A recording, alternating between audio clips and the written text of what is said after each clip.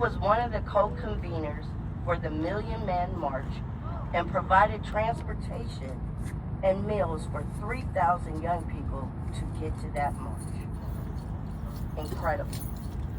Danny is responsible for integrating the all-white, all-male executive committee as he threatened to shut down the Rose Bowl. This is one of many protests that he was willing to go to jail for to make change.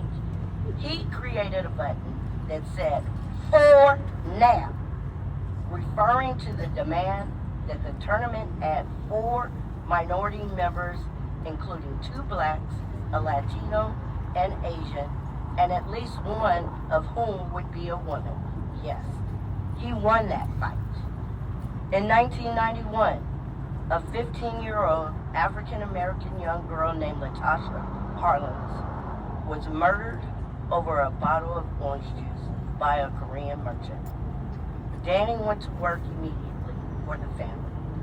He was an advocate for the family to amplify their voices, moral support, and financial support to ensure that the family's voice was lifted to contest judicial failures and foster civic awareness about justice and equity in the aftermath of a tragedy.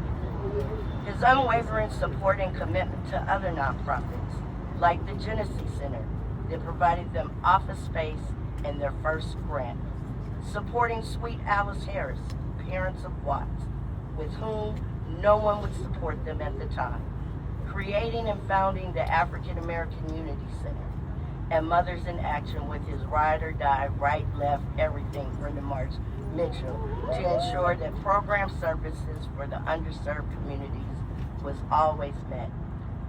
I could talk for hours and hours and hours and hours about the person I love and my mentor, but the councilwoman only gave me a few minutes. So my last story is when I received a call in 2005, and he shared with me the board of directors would like to interview me for the position of president and CEO. I honestly thought it was a prank. Then he quickly said, "I need to meet with you next week to discuss how you will transform and continue the Brotherhood Crusade." We met in McKay's. I don't even know if you remember this, Danny. And it was supposed to be an hour meeting, but it was 2 hours, and we talked about community, leadership, history, vision, and my thoughts around ensuring that the Brotherhood Crusade would be relevant for another 40 years. A week later, he shared with me, "You start at the beginning of the year as the executive director, and I will remain president and CEO and mentor you for 1 year." He understood succession planning and provided me with the knowledge to ensure our institution would never fail. As my father passed the baton to him, he passed the baton to me. I am overwhelmed with gratitude, Councilwoman Heather Hutt, that you understand the magnitude of Danny J. Bakewell Sr.'s greatness, visionary leadership, love for family, love for community, and unconditional love for Black people. Now we have a square in your honor that means the world to me, because we know how long he has been fighting for all of us on the front line. Congratulations. I love you.